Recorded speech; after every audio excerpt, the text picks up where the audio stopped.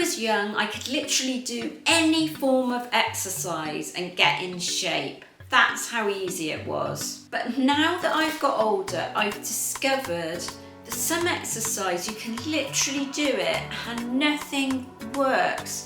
That's what I found. And oftentimes less is actually more. So I'm going to show you how you can do less exercise, what exercise is actually effective. I'm going to give you a walkthrough of my current routine so you can implement this for yourself and start seeing success. Hello fam, and welcome to my channel.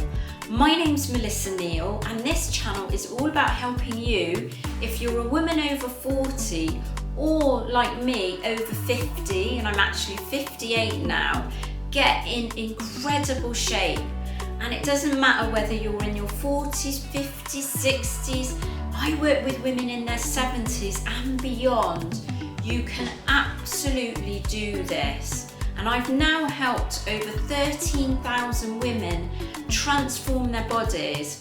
I'm going to talk about what I was doing wrong today and how I put it right, which is how it's going to help you put things right and actually get on the right track and success with menopause and exercise. And I'm going to help you do that without spending hours in the gym. When I was in my late 40s, I tried everything to lose weight and it just didn't work. And the clue there is I was trying to lose weight. Hold on to that thought, because we're going to be discussing what you should be doing. You shouldn't be trying to lose weight, you should be doing something else. I tried intermittent fasting, I was doing tons of running. You can see in this picture what I looked like when I was doing tons of running, and I was kind of a couple of dress sizes up from what I am now. You see, when you hit your 40s, your metabolism changes. Your metabolism actually slows down. But I didn't realise that, and I was doing the exact same strategies that I did when I was younger to try and get in shape, and it just wasn't working. I actually thought it was my fault that I couldn't get in shape, but it wasn't my fault. It was just that I was using the wrong strategies. I was doing a ton of exercise, but I was actually exhausted, and I couldn't understand why. I was thinking, I'm really exhausted. I've got this belly fat and I just can't get rid of it. But here's the reason why. Like all women over 40, I was actually losing muscle. Losing muscle when you're over 40 is like watching the logs burn out on your metabolism fire. They're actually kind of burning out, it's slowing down. You know when you see a fire and you've got the last embers? That's what your body's like when you're over 40. Your metabolism fire isn't fired up anymore, and it's just fading, and your body starts to slow down. But then I discovered bodybuilding, and it was quite by accident. I started off with CrossFit, but I had to stop doing that on the advice of my physiotherapist because I was picking up loads of injuries. And he said to me, do you know what you need to do, Melissa? You need to be lifting weights, you need to be doing bodybuilding. And I'd done it in the past in my mid-30s, but I hadn't really thought about it in my late 40s because I thought what I need to be doing is doing a lot more cardio to burn the fat. And of course, quite the opposite is true, and I'm going to talk about that. But that was a pivotal moment for me when I discovered bodybuilding, because although at first I wasn't actually doing it properly, so I didn't have a proper routine, I didn't fuel my body correctly, I actually got more and more interested in bodybuilding, so much so that I wanted to compete in bodybuilding shows, and I had this burning desire to get up on stage in a sparkly bikini. And because of that, I learnt the exact process for getting in shape when you're over 40. And it's based on a bodybuilder's style of protocol. So once I decided I was going to compete in shows, I actually had a lot of up and downs with it. Eventually, I found a coach that was going to take me to stage, and that was back in 2019. And she said to me, Melissa, this cardio that you're doing, because, you know, I was still doing too much cardio at the time, she said, you're going to have to cut right back to 15 minutes per session. And I was shocked. I thought, that is actually unbelievable. Surely I should be doing more cardio. And I did build in more cardio towards like the stage where, you know, you're a few weeks out of competing. But when I was actually trying to build muscle, I cut right back on cardio. And that is the key to everything when you're building muscle. So not only do you need to sort of lift weights, but you need to do everything to enhance that weightlifting, which includes proper nutrition. So during that process, I learned how to lift weights. I had a proper process, a proper routine, a proper structured routine. And I'm going to share at the end with you my actual routine so you can actually steal this and use it for yourself. But I also learned the right amount of cardio, which I'm going to share with you later, and proper nutrition. And so what I turned my attitude from was from losing weight, that's what I desired before, and now what I want to do is build muscle. So my primary focus, and this should be your primary focus, is actually building muscle. And so in order to do that, you want to be lifting weights 3 to 5 times a week. And as I said, later on, I'm going to show you exactly what I do. You don't want to be starving yourself. So that was another mistake I was making. I was starving myself, not fueling my body correctly. You want to be fueling your body for lifting weights. And if you do that and you gain more muscle, you're going to fire up that metabolism just like I did. The aha moment for me was the first show that I ever competed in. I arrived at this show and I was practicing my posing in the mirror, and I remember talking to a friend of mine who was also competing in the same show. And I looked down at my stomach and I looked in the mirror, and my stomach was completely gone. It was flat.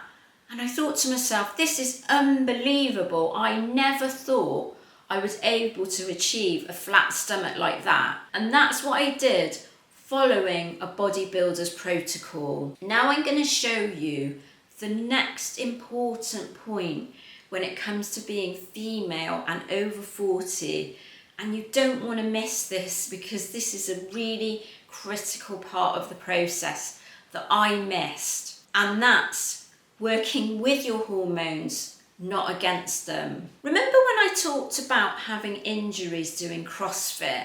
And more recently, over the last few years, and I've made a video about what happened to me recently, I've actually been having mobility problems. And that's no coincidence. I'm 58 years old. And once you hit maybe your 40s, your mid-40s, what you're going to find is you have issues with your joints. Now, for me, that's back pain and hip pain. For other people, it's like knee pain. It might be shoulder pain. I work with lots of women with issues with their shoulders and their knees. And so, why is that happening? Well, your hormones are depleting, and when your estrogen in particular depletes, you actually have painful joints. Or it can be because you've got like a condition like arthritis. There are lots of reasons for it, but we will find that we have problems with our joints and problems with mobility. Let me know in the comments if you're the person that has problems with mobility, because I think I don't know anyone at this stage in life that doesn't have problems with our mobility. But the good news is we can improve our mobility. So over the last 60 days for me, I've been doing a protocol that actually improves my mobility. And I started off with like bodyweight exercises, Pilates, using bands at home to rehabilitate myself. And when I felt well enough again, I actually started sort of hitting the gym again. And what I found is I've actually become almost pain-free, in much less pain than I was. And key to all of this is I've actually been going to Pilates 2 days a week, and that's been for the last 60 days. So I'm here with Jess at Flexi Pilates. I've been coming, I think it's about 8 weeks now, and I've been getting a really amazing result in terms of like pain relief mainly. That's what it's been helping with. But I wanted to ask you, Jess, what is Pilates exactly? Yeah, so Pilates is a low-impact form of exercise. It targets the full body, and I like to say it's a combination of movement with breath. So combining your breath through slow, controlled, precise movements, and we target basically all the muscles through the body. So it's mainly core, so using our abdominals, the back body, and our pelvic floor.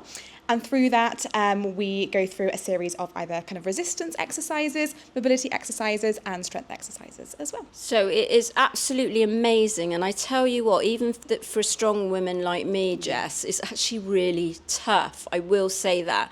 And can you talk me through reformer Pilates? It actually looks like an instrument of torture to me. But what's the benefit of that over like regular Pilates? Yeah, so it does. A lot of people say that. They come in and go, this looks very, very scary. So Pilates in general, there's a lot of pieces of equipment. There's 5 kind of main pieces of equipment, including mat, including reformer. With mat, you use your own body, so you don't use the assistance of a apparatus. But with reformer, you use the reformer apparatus, basically. Yeah, and I tell you what, it has been really working for me because I've been in, before I came here, I was actually in quite a bit of pain. I had hip pain, I have back pain. Now it still comes from time to time, but kind of after 8 weeks of this, I've found that it's really got a lot better, and it's enabled me as well to get back in the gym, which I absolutely love. It's my first love.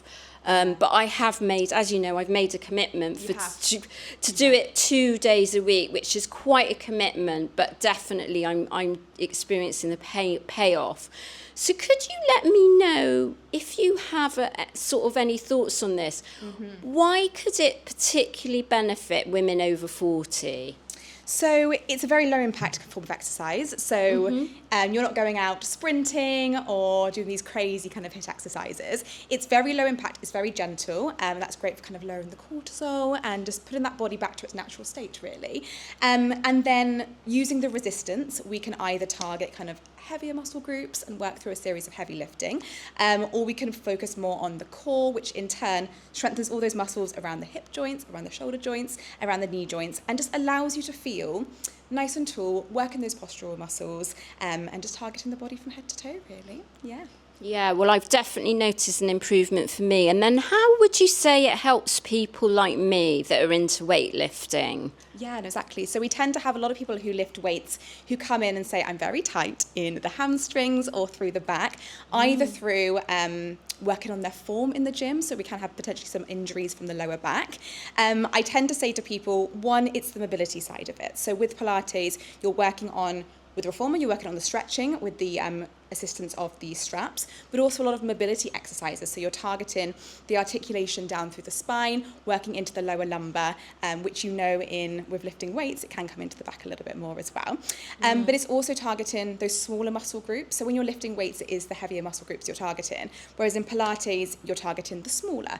And through that, you're strengthening all the knee joints, all the hip joints, all those parts that you are using when you go and lift heavy weights as well. And also it's all about form. It's correcting your posture, correcting your form, correcting your core, which in turn helps with your form when you lift weights. Yeah, it's definitely benefiting me, and I definitely recommend it if you're watching this. And if you can't even get to a reformer place, you know, because they're not in every town and city, but if you can, try the reformer, because I found it's actually worked a lot quicker. It took me about a year to get to where I am now with the standard Pilates, whereas here I've got like progress in terms of pain relief a lot quicker.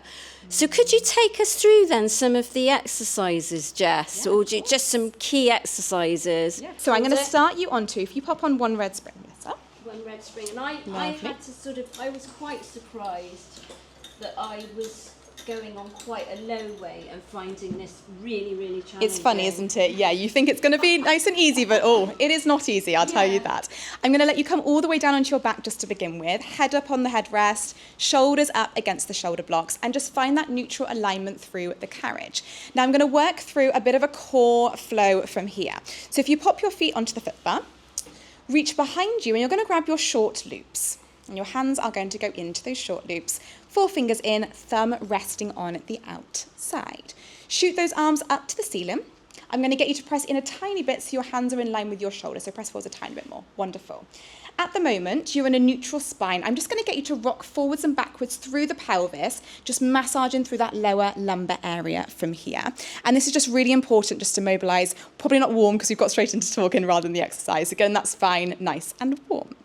I want you to find somewhere between your overtuck and your undertuck here. So you're in your neutral spine, and then soften the lower back a tiny bit and almost think about closing the rib cage in. Wonderful.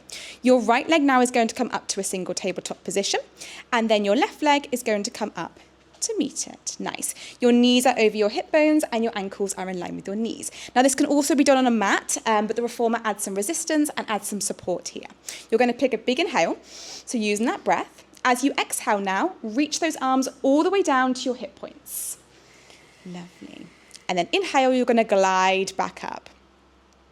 Nice, and just keep that going for a second. So we're pushing from the triceps, getting that nice shoulder mobility, but also we're focusing on core here. So core stabilization whilst you move the arms. And every time you exhale and come down, I want you to think about wrapping the abdominals in. Lovely. Coming all the way back. Let's add in a chest lift. So take a deep inhale. Exhale. This time you're going to lift from the upper to mid spine and curl the fingertips nice. Hold it for a second. Open through the shoulders. Think about drawing the belly button down towards your spine. Inhale. Glide everything back to center. And go again for a few more rounds. Nice. So we are targeting all the abdominals muscles here. We've got our upper abdominals working hard, our deep core, and our obliques are working hard as well just to keep us lifted. Lovely, let's take one more here. Form is looking lovely. And just making sure not to put too much pressure into the neck, and we're just mobilizing through that spine. Lovely, come all the way down. Pop your feet onto the foot bar and rest those straps on the pants. Nice, let's go again. This is your side split exercise. And again, there's so much you can do with this. We are targeting our inner thighs, so our adductor muscles, to bring the legs back together. But we're also getting our pelvic floor. So as you come in, can you draw up through the pelvic floor, tighten through the abdominals? Lovely. Now you can add in the arms if you'd like to, so arms come out to a T. Keep growing nice and tall, even as you press out. Nice. And we are getting length. We're getting that lovely strength building. Let's take one more here. Perfect. Come all the way back in. Pilates is all about safety as well. So set both feet back onto the platform and come off. Come off your carriage. So what can we take away from that? Well, what we can take away is we can improve mobility at this stage in life, but we need techniques in place to do that.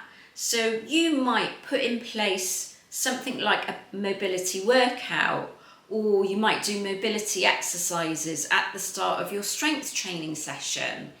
That's what I happen to give a lot of my clients.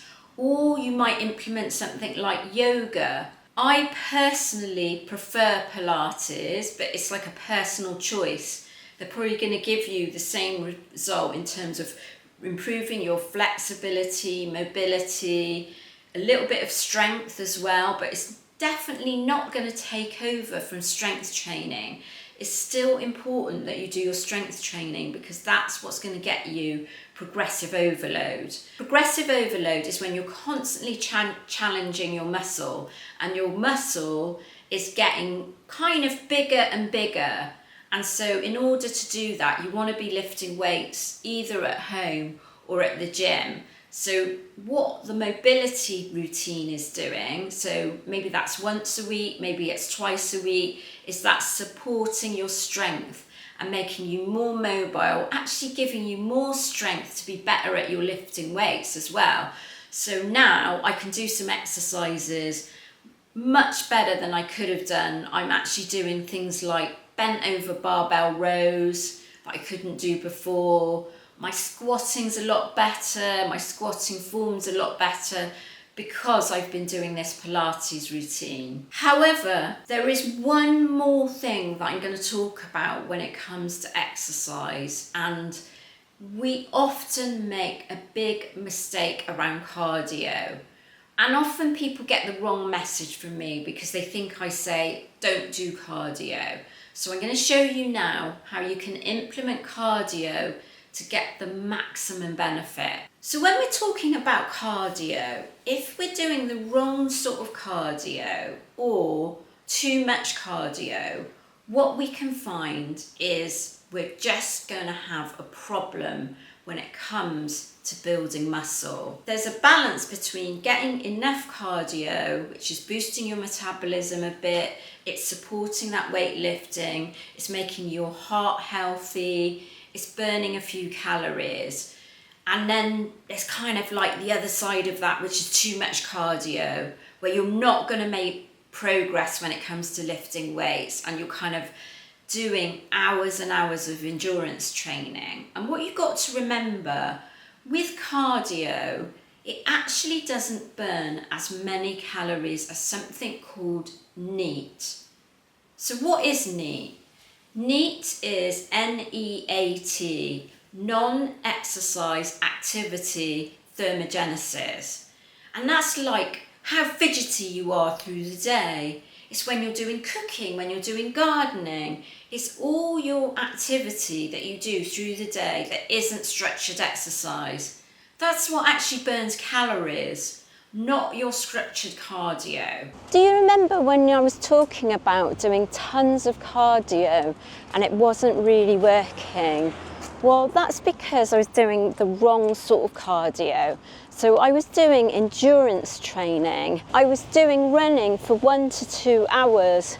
And so if I did do any strength training, which wasn't very often, it might be once or twice a week, all my strength gains would just go out of the window because of all the endurance training. What I should have been doing is doing kind of less cardio. So now I do less cardio, but I'm smaller. I'm a couple of dress sizes down than I was before when I was doing all that running. What I currently do now, and you can see here, I am walking with a weighted vest. So now, because I'm talking to you, I'm not walking as fast as I normally would do, but it's kind of like a power walk with a weighted vest. What's great about that, it's really menopause friendly.